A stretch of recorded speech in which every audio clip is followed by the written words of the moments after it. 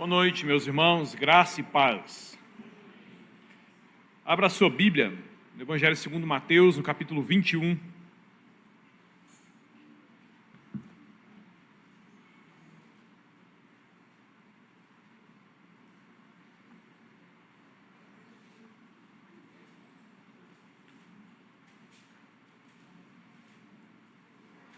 Como fazemos todos os anos, a partir de hoje nós vamos caminhar com Jesus nos seus últimos dias aqui na terra. Começando hoje com a entrada triunfal de Jesus em Jerusalém, vamos até a sua ressurreição. Quando lá na frente, meditando nessa palavra, na obra do Senhor, vamos partilhar o pão e beber o vinho em memória dele. Hoje, Mateus capítulo 21. Você, com a sua Bíblia aberta, ore mais uma vez, peça ao Senhor para falar com você. E aproveita nessa oração, caso você ainda esteja agitado por causa do louvor, por causa do caminho até aqui, aquiete-se. Aproveite essa oração para você se aquietar, para você aquietar a sua mente, aquietar o seu coração. Aproveite esse momento para você silenciar o seu celular, para você ter toda a sua atenção voltada para a palavra do Senhor e, ao mesmo tempo, você também não atrapalhar que as pessoas ao seu redor ouçam o Senhor falando com elas. E oremos para que seja assim.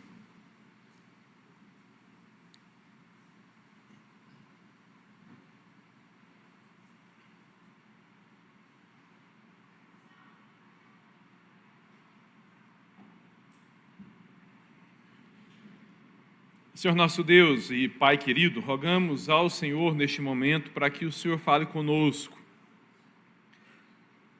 Nós precisamos do Teu Espírito para entender a Tua palavra e precisamos do Teu Espírito para que, enquanto nós estivermos lendo e meditando na Tua palavra, nós possamos ouvir a voz do Senhor. Nos conduz à verdade do Senhor, Santo Deus, e não apenas traga o conhecimento do Senhor para as nossas mentes, mas leva esse conhecimento para os nossos corações para mudar as nossas vidas dentro daquilo que o Senhor tem quer para nós. Em nome santo do Senhor Jesus, amém. Evangelho segundo Mateus, no capítulo 21, aqui a partir do versículo 1, a palavra do Senhor nos diz assim: Quando se aproximaram de Jerusalém e chegaram a Betfagé, lá no Monte das Oliveiras, Jesus enviou 2 discípulos, dizendo-lhes: Vão ao povoado que está diante de vocês. Logo encontrarão uma jumenta amarrada, com um jumentinho ao lado. Desamarrem-nos e tragam-nos para mim. Se alguém lhes perguntar algo, digam-lhes que o Senhor precisa deles e logo os enviará de volta. Isso aconteceu para que se cumprisse o que fora dito pelo profeta. Digam à cidade de Sião: eis que o seu rei vem a você, humilde, montado num jumento, num jumentinho, cria de jumenta. Os discípulos foram e fizeram o que Jesus tinha ordenado. Trouxeram a jumenta e o jumentinho, colocaram sobre eles os seus mantos, e sobre estes Jesus montou. Uma grande multidão estendeu os seus mantos pelo caminho, outros cortavam ramos de árvores e os espalhavam pelo caminho. A multidão que ia adiante dele e os que o seguiam gritavam: Hosana ao filho de Davi, bendito é o que vem em nome do Senhor, Hosana nas alturas. Quando Jesus entrou em Jerusalém, toda a cidade ficou agitada e perguntavam: quem é este? A multidão respondia: este é Jesus, o profeta de Nazaré da Galileia. Lá no capítulo 19, aqui de Mateus, nós temos Jesus saindo pela última vez da Galileia e se dirigindo lá para a Judéia. Jesus nunca mais, a partir dessa viagem, retornaria, pelo menos não antes da sua morte e da sua ressurreição, lá para aquela região em que ele foi criado e onde ele viveu a maior parte da sua vida, onde ele exerceu a maior parte do seu ministério. Depois de ressurreto, sim, ele se encontrou com seus discípulos lá. Mas essa foi a sua última viagem e também era a última vez que ele estava indo ali para Jerusalém. Aclamado pela multidão, mas odiado pelos líderes religiosos, o mestre assim então escrevia na história seus últimos dias de humilhação aqui no nosso mundo. E assim foi que o Senhor dos Senhores, o Rei dos Reis, prometido por Deus há tanto tempo, entrou de forma triunfal lá em Jerusalém, lá na antiga cidade dos reis de Israel. E a entrada assim tão triunfal aconteceu ainda que ele estivesse montado num jumentinho. E quando Jesus ele usa ali um jumentinho, já ali nos primeiros passos, nos primeiros atos da entrada triunfal, Jesus estava mostrando a sua onisciência e a sua autoridade. Porque veja bem, ele estava vindo de viagem, não foi algo que ele preparou como ele tinha preparado a última refeição pascal, quando lá, de alguma forma, ele pediu emprestado o cenáculo, aquela grande sala no andar de cima de uma casa de alguém abastado, onde ele celebrou a última Páscoa e a primeira ceia com os seus discípulos. Quando ele fez isso, ele já estava na cidade há alguns dias. Agora não, ele está vindo de viagem, E ao que parece, aqui não há um preparo. Na sua onisciência, ele sabia que em algum portão haveria uma jumenta com um jumentinho, e ele sabia que uma profecia precisava se cumprir ali. Então o mestre sabia, a sua onisciência em evidência diante dos seus discípulos e também para toda aquela multidão que vinha seguindo ele há dias desde que ele saiu lá da Galileia. E aí nós vemos a autoridade de Jesus, porque ele ordena, e era natural que seus discípulos que caminhavam com ele já há 3 anos obedecessem, mas pessoas que estavam em Jerusalém que ainda não o conheciam, obedeceram à ordem do mestre. E mais do que isso, autoridade sobre o mundo animal, porque se tratava de um jumentinho que nunca havia sido montado, não era um animal domado, domesticado, adestrado até o momento. Dificilmente, quase impossivelmente, um jumentinho faria um passeio com alguém nos seus lombos de forma tão amistosa assim. Está ali o Senhor, o Todo-Poderoso, aquele que sabe das coisas e que tem autoridade sobre tudo e todos, inclusive sobre um jumentinho ainda não adestrado, ainda não domado. Por que é que ele pode fazer uma entrada triunfal no lombo de um jumentinho ainda não domado? Porque quem tem glória divina não precisa da pompa dos homens. Quem tem glória divina não precisa daquilo que os homens constroem para honrar uns aos outros. Quem é honrado pelos céus, quem é visto pelos céus, quem é abençoado pelos céus, não precisa daquilo que apenas os homens podem lhes fazer, e eis aqui já um princípio para nós. Quando você se apega àquilo que o mundo faz, quando você se apega àquilo que os homens podem te dar, e você se apega a isso com todas as suas forças, pode ser que você rejeite a glória do Senhor.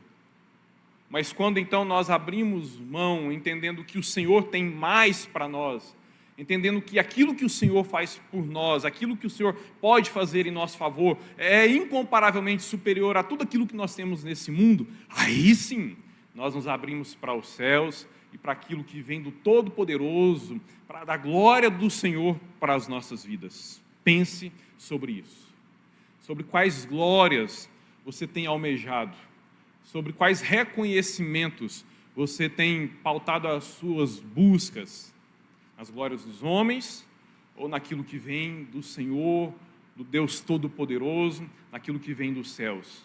Entrada triunfal no lombo de um jumentinho, porque quem tem glória divina não precisa da pompa dos homens.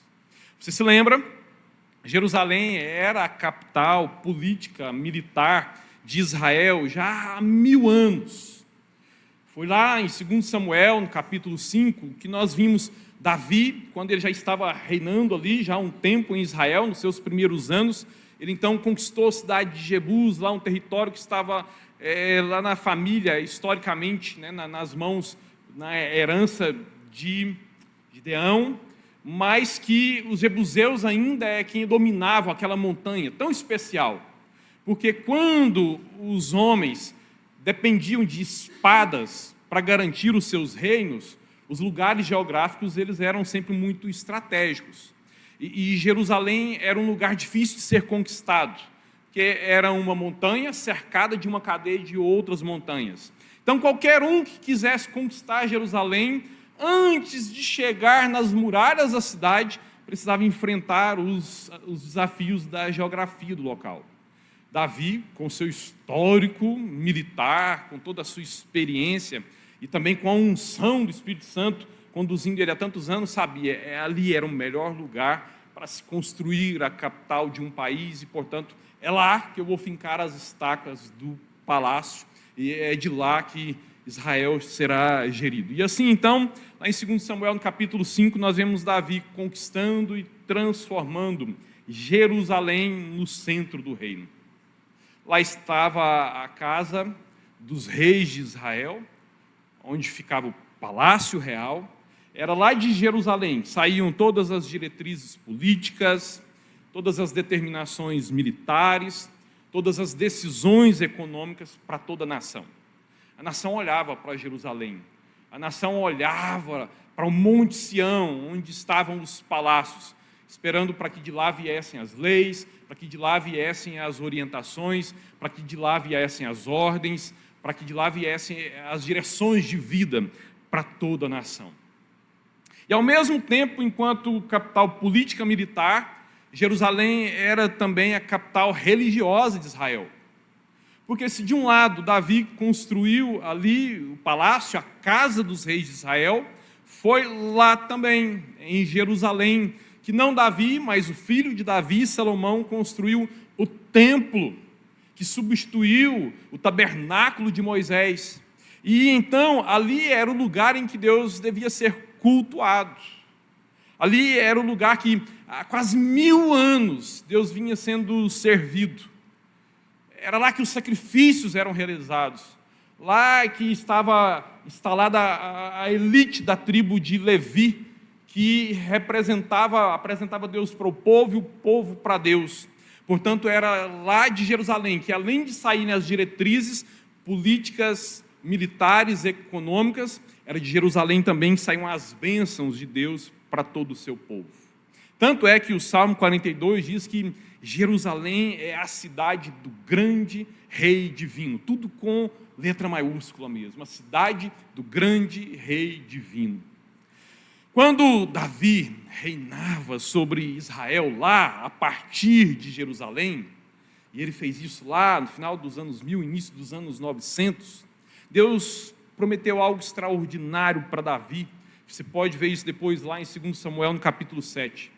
Deus fez uma aliança com Davi e ele falou para Davi o seguinte: Davi, você está vendo que os reinos aqui na terra, eles são sempre muito passageiros.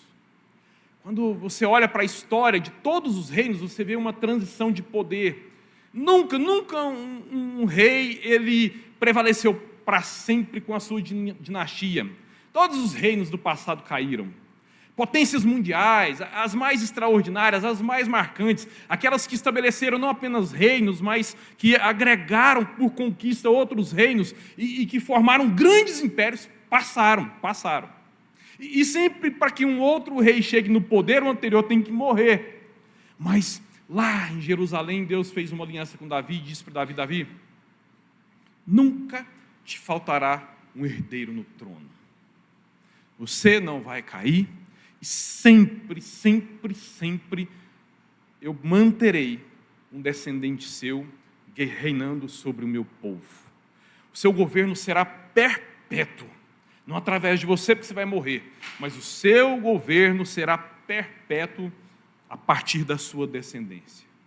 Tanto é que quando você acompanha a história dos reis, e você se lembra que quando nós chegamos lá em 930, um ano depois da morte do rei Salomão, o reino de Israel, que tinha sido todo reunido por Samuel, esse trabalho continuou com Saul e chegou no seu ápice lá em Davi, quando aquelas tribos que eram tão espalhadas, que eram tão alienadas umas das outras, elas então foram fundidas e transformadas num reino, e era então o reino de Israel, a menina dos olhos de Deus, cumprimento profético de Deus para o seu povo.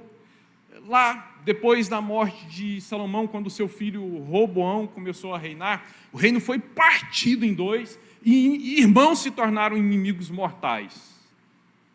A porção lá do norte virou uma bagunça. A partir do seu primeiro rei, Jeroboão, ele que encheu seu coração de honra própria, de soberba, fez uma estátua para si, exigiu culto para si, ele que, de certa forma, institucionalizou a idolatria em Israel, ele caiu. E houve uma transferência de autoridade de dinastia para dinastia, e houve uma transferência de poder ali no Reino do Norte considerável. Várias famílias diferentes, de linhagens diferentes, reinaram sobre o Reino do Norte. Significa dizer que a família de Jeroboão foi riscada do mapa. A família que subiu ao poder depois da de Jeroboão também foi riscada do mapa. E uma série de dinastias, de famílias, foram matando umas às outras e dominando sobre o Reino do Norte. Mas lá, no Reino do Sul, que durou mais tempo do que o Reino do Norte, apenas uma família governou ali predominantemente, a família de Davi. Apenas os descendentes de Davi reinaram sobre o Reino do Sul, porque a parte sul ficou com o descendente de Davi, o filho de Salomão. Mas quando nós chegamos aqui, agora, no Novo Testamento, já quase 1000 anos depois lá de Davi, aqui nos dias de Jesus e dos seus apóstolos, já faziam séculos que Israel não tinha um filho de Davi no trono. Não subiu outro, mas já há séculos um filho de Davi não se sentava no trono sobre Israel. Desde que os babilônios escravizaram Israel, lá nos anos 600 antes de Cristo, Israel nunca, mas nunca mais teve um descendente de Davi legítimo reinando. Mas ainda bem que nesse texto aqui que nós acabamos de ler, Mateus capítulo 21, nós vemos Deus agindo no tempo e na história para restaurar isso e cumprir a sua aliança com Davi, com o seu povo e com a sua vida pessoalmente. Aquela aliança de Deus com Davi e consequentemente com Israel era também uma profecia que anunciava o governo eterno do Messias. Portanto, não é uma bênção apenas para o rei Davi e para a sua dinastia. Era a promessa do Messias que viria para governar sobre sobre você, sobre as nossas vidas, sobre o mundo, sobre a criação de Deus. E nós sabemos que tudo aquilo, desde o primeiro profeta, desde os primórdios da história da criação, tudo aquilo apontava para Jesus de Nazaré. Por isso mesmo é que Jesus, ele é o rei legítimo e perpétuo, prometido por Deus. Sendo Jesus, então, o filho de Davi e legítimo herdeiro ao trono de Israel, era necessário, como acontecia com todos os outros reis, que ele entrasse na capital de forma majestosa, como fizeram os reis anteriores. E naquele momento em que Jesus de Nazaré entrasse na capital, na cidade dos reis, recebendo o reconhecimento não apenas de alguns homens, mas dos céus, profecias antigas, e um acúmulo de profecias estaria se cumprindo naquele episódio tão humilde aos nossos olhos aqui no nosso mundo. E os evangelhos todos, eles narram a entrada de Jesus em Jerusalém de uma forma gloriosa mesmo, espiritualmente falando, a ponto de que alguns corações aqui foram tocados pela glória do céu. Muitos estenderam seus mantos pelo caminho, outros espalharam ramos que haviam cortado nos campos, cumprindo aqui o Salmo 118, 27, algo que se faria apenas para o rei prometido. E os que iam adiante dele e os que o seguiam gritavam, isso não se falaria para qualquer pessoa: Hosana, bendito é o que vem em nome do Senhor, bendito é o reino vindouro de nosso pai Davi, Hosana nas alturas. E Hosana significa salve-nos rei, nós te imploramos. O peso daquelas palavras era tão grande, havia algo de extraordinário naquelas palavras, que os líderes religiosos ficaram de cabelo em pé. E isso é blasfêmia. Procuraram Jesus Jesus repreende o povo, eles estão falando algo que só pode ser dito para o Messias, a respeito de ninguém mais isso pode ser falado. E qual foi a resposta de Jesus? Se eles se calarem, as pedras vão gritar: Hosana, bendito o que vem em nome do Senhor. Porque aqui estão se cumprindo todas as profecias do passado. O rei, de fato e de verdade, chegou. Jesus entrou em Jerusalém, aclamado como rei, por uma multidão que o viu fazendo milagres divinos anteriormente e que o viram fazendo ali também naqueles dias. Mas ao mesmo tempo, Jesus entrou de uma forma visivelmente aquém das entradas pomposas dos demais governantes da terra. Era natural e os homens daqueles dias estavam acostumados a verem os governantes romanos chegando das suas conquistas. A cidade toda era preparada para receber um novo rei, a cidade toda era preparada para receber um novo líder, a cidade toda era preparada para receber os vitoriosos das guerras. As ruas eram limpas, as coisas feias eram retiradas, as mulheres e as crianças dançavam, banquetes eram preparados para honrar um governante, para honrar um líder militar vitorioso. E os reis, da sua parte, se limpavam, montavam no melhor dos cavalos ali do reino, lustravam as suas armaduras, empunhavam as suas mais belas e simbólicas armas. E Jesus entrou sem uma armadura imponente, Jesus entrou sem um manto real, Jesus entrou sem uma coroa na cabeça ou pedras preciosas no pescoço, e Jesus entrou montando em um simples jumentinho. Por quê? Porque quem tem glória divina não precisa da pompa dos homens. Esses gestos de Jesus, meus irmãos, durante a sua entrada real na cidade de Davi, me chamam para pensar e para me questionar a respeito dos meus objetivos aqui nessa vida. E eu aproveito e te convido a pensar comigo também sobre os seus próprios objetivos aqui nessa vida. Qual é o seu maior objetivo aqui nessa vida? Qual é o seu maior objetivo na vida cristã, se é que nós podemos separar essas duas coisas, a vida da vida cristã? Seu maior objetivo é ser uma pessoa boa? Seu maior objetivo é ser uma pessoa assim, bem religiosa? O seu maior objetivo é ficar rico e ou poderoso e ou ser reconhecido na sua área de atuação? E para isso, então, você usa as suas aptidões para ganhar dinheiro e conquistar poderes terrenos? O seu maior objetivo é ser conhecido e ser influente? Isso está na moda. As pessoas se expõem ao ridículo para conquistar isso aqui, porque é o objetivo delas nessa vida, nesse mundo. O seu objetivo é ser relevante. Isso tem importância, mas deve ser consequência equilibrada e não finalidade. Enfim, qual deve ser o nosso maior objetivo aqui nessa vida? Será que existe uma resposta correta para essa pergunta? Qual é o seu maior objetivo nessa vida? Há uma resposta correta ou as respostas elas são relativas e cada coração é que dita os rumos daquilo que nós vamos perseguir aqui? Romanos 8, 29 responde. Qual deve ser o maior objetivo das nossas vidas aqui?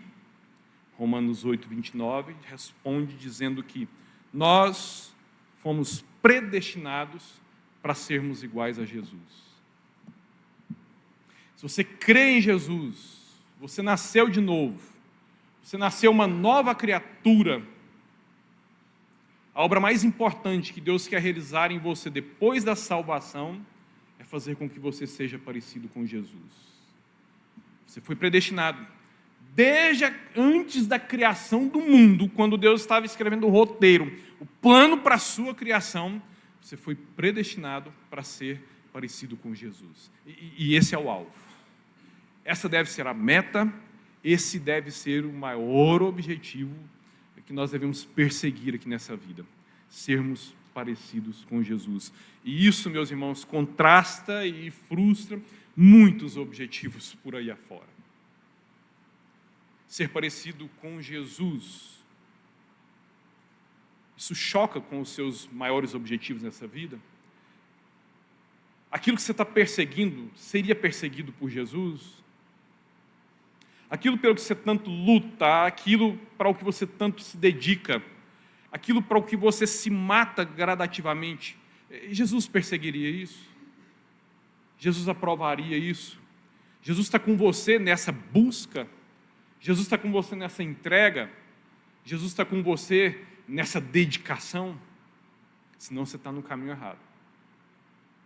Se isso não tem nada a ver com Jesus, se isso vai no caminho oposto do que Jesus busca, do que Jesus faz, ou do que Jesus aprova, você está perdidinho na vida. Você vai se frustrar. Você está sofrendo. Acha que não, mas um dia você vai se deparar com a dura realidade de que você perdeu a vida tentando ganhá-la. O maior objetivo de Deus para as nossas vidas é o sermos parecidos com o Senhor Jesus. E tem muita gente obcecada aqui nesse mundo por deixar as suas pegadas por onde passa. E é inevitável que todos nós deixaremos pegadas na areia dessa vida. Todos nós deixaremos boas pegadas, todos nós deixaremos rastros ruins, todos nós faremos pegadas breves e todos nós também deixaremos rastros duradouros. Mas, meus irmãos, nós, os cristãos, muito antes de deixarmos as nossas próprias marcas, as nossas próprias lembranças, os nossos próprios rastros, as nossas próprias pegadas, nós fomos chamados para seguir pegadas que já foram feitas. Nós fomos chamados para pisar em marcas que já foram deixadas. Segundo Romanos 8, 29, nós somos criados para seguir as pegadas de Jesus. E no cumprimento do principal propósito das nossas vidas, glorificar a Deus, nós não fomos chamados para sermos originais, autênticos, extremamente criativos, porque não dá certo. Nós somos incapazes de glorificar a Deus sozinhos. Nós somos incapazes de glorificar a Deus com a nossa própria inteligência. Nós somos incapazes de imitar o Senhor Jesus com a força do nosso próprio braço, que sempre, se servir de apoio, nos decepcionará. Para cumprir o principal propósito de Deus para as nossas vidas, nós somos chamados para imitar o Senhor Jesus. Porque Ele deu certo, Ele fez certo, Ele conseguiu. Ele sempre glorificou a Deus Pai.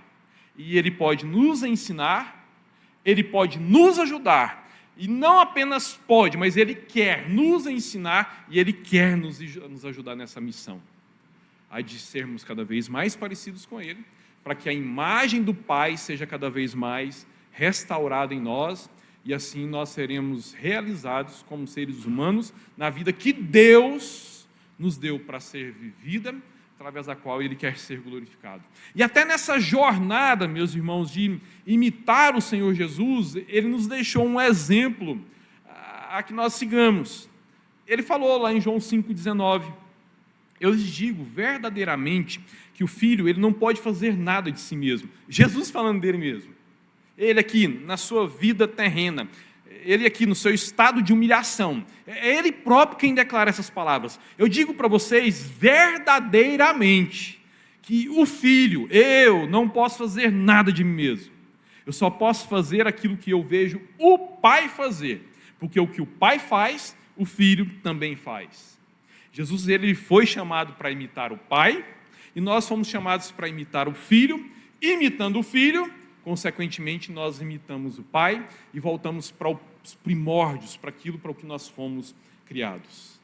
E no texto lido, Jesus, ele passando por um momento tão importante da sua vida, ele nos ensinou pelo exemplo sobre duas posturas em que nós devemos imitá-lo enquanto aqui nós vivermos. Na sua entrada real, importantíssima, é essencial, cumprimento profético, Jesus entrou montado em um jumentinho, numa postura visivelmente muito distante daquilo que se esperava de um rei, numa postura frustrante para aqueles olhares mundanamente moldados, para aqueles olhares que esperavam que o rei dos judeus viesse com a pompa dos romanos, com uma armadura cintilante, com uma espada imponente, montado num cavalo caro. E Jesus, contrariando essas expectativas e esses modelos, ele entra montado num jumentinho. E ele faz isso com toda certeza para também nos deixar um exemplo a ser seguido. Você se lembra que os reis, eles desfilavam em cavalos e em mulas de raça. Cavalos e mulas ali no mundo antigo eram um símbolo de poder, de autoridade, de status, de realeza. E está voltando a ser, porque antes os ricos tinham carros, os pobres tinham cavalos. Hoje os pobres têm carros, só os ricos voltam a ter cavalos. Mas naquele tempo era coisa para rico mesmo. Você se lembra, por exemplo, que quando Davi estava prestes a morrer e o trono dele estava sendo usurpado por um usurpador ali que não havia sido indicado por Deus nem por Davi, a medida prática que Davi tomou para declarar que Salomão era o descendente legítimo do trono foi colocar Davi montado no seu cavalo. Salomão montado no seu cavalo. E assim, então, Salomão cavalgando no animal de Davi, o recado para todos é: só o rei anda nesse cavalo. Só o rei anda nessa mula. Ninguém mais anda nesse animal. Portanto, se Salomão está andando no principal cavalo de Davi, se Salomão está cavalgando na principal mula de Davi, é porque Salomão é o rei mesmo. Adonias, não foi dada essa honra para Adonias, mas é Salomão quem está cavalgando no animal de Davi.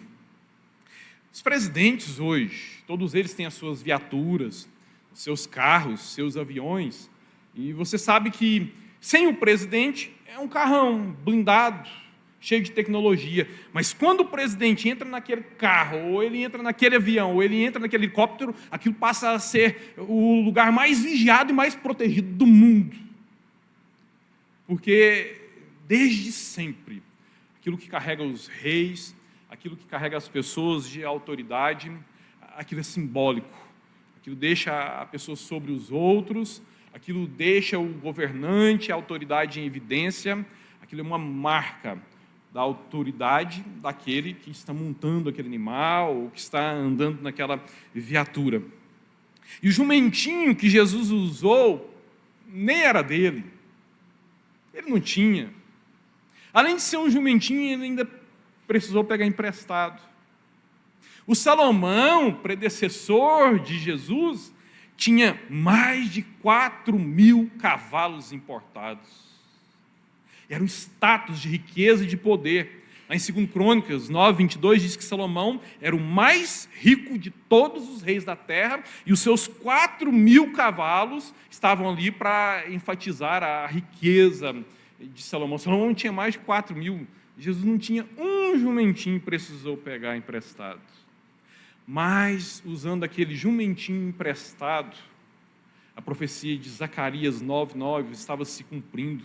Deus já tinha falado sobre aquilo há tanto tempo atrás. Alegre-se muito, cidade de Sião, exulte Jerusalém, eis que o seu rei vem a você, justo e vitorioso, humilde e montado num alazão, numa mula real, não, num jumento, num jumentinho, na cria de uma jumenta. Qual a lição de Jesus para a minha vida e que eu gostaria que fosse palavra do Senhor para você também? Jesus, sendo o Criador do universo, aqui em sua vida terrena, abraçou a mais plena humildade e viveu somente com o essencial. Para quê? Para priorizar o reino dos céus e glorificar a Deus, e Ele nos chama a imitá-lo. A segunda lição é que Jesus ele entrou publicamente lá em Jerusalém, não para passear. Várias vezes na vida dele, ele fez aquilo em romaria. várias vezes na vida dele. Desde que ele era criança, os pais levaram ali, depois de adulto ele continuou indo, depois quando ele se torna responsável pela sua mãe, desde a morte de seu pai, leva a sua mãe, várias vezes ele foi ali, numa comitiva, num grupo de pessoas, numa excursão, para adorar o Senhor, para festa mesmo. Mas nesta entrada pública em Jerusalém especificamente, Jesus não entrou para passear.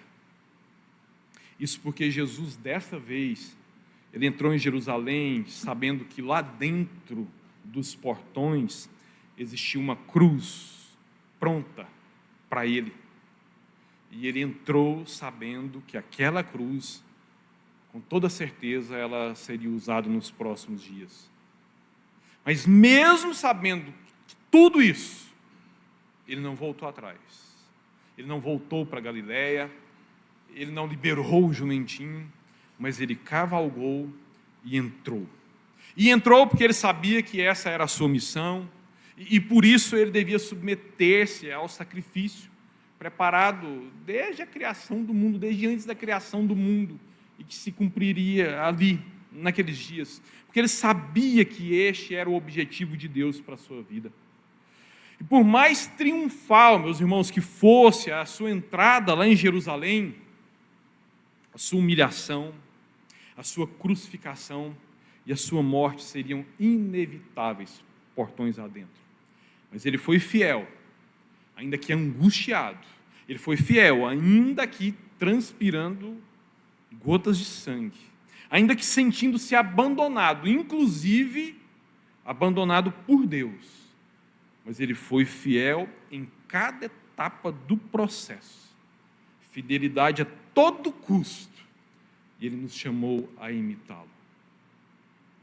Em sua entrada real e triunfal em Jerusalém, Jesus nos ensinou e nos chamou a sermos humildes e a sermos fiéis.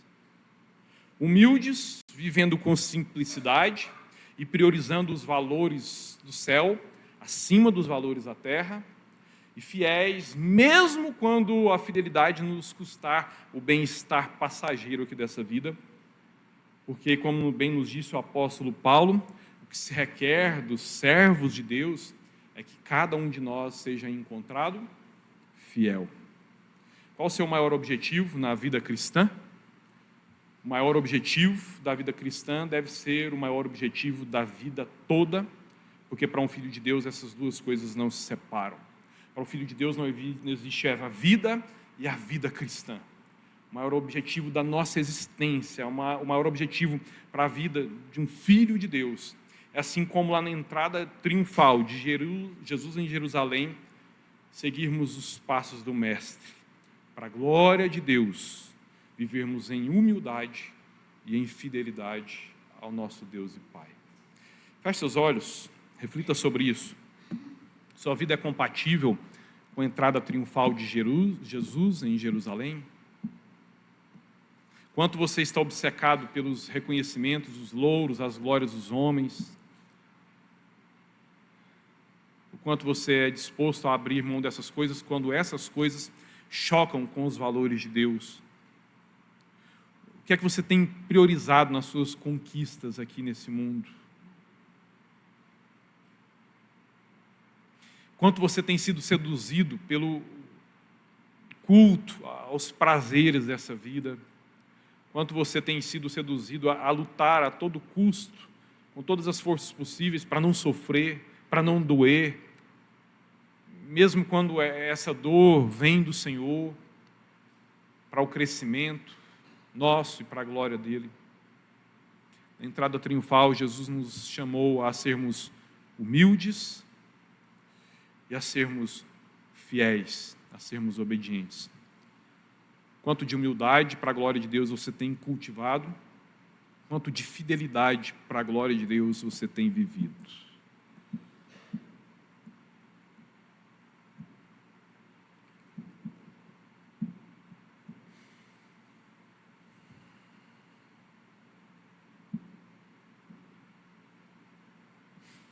Vamos cantar aquele primeiro o hino da abertura do culto, convido o Ministério de Louvor, você continue em oração.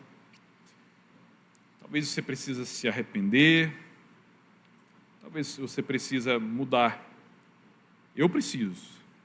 Sempre que eu leio esse exemplo de Jesus, sempre que eu olho para Jesus, sempre que eu leio os evangelhos, sempre que eu leio a Bíblia, eu sou confrontado em alguma área da minha vida, e nisso aqui eu sou. Talvez há algo do que nós precisamos nos arrepender, talvez há algo que precisa ser revisado, talvez há algo para o que nós precisamos voltar. E o chamado da palavra do Senhor para nós aqui hoje é para a humildade e para a fidelidade. Vamos ficar de pé. Você continua orando, canta, faça do hino sua oração também, mas consagre-se ao Senhor. Arrependa-se e volte-se para o Senhor para viver em humildade, colocando as coisas do céu acima das coisas da terra e vivendo em fidelidade, ainda que a fidelidade a Deus te custe o conforto, a paz e a alegria momentânea desse mundo.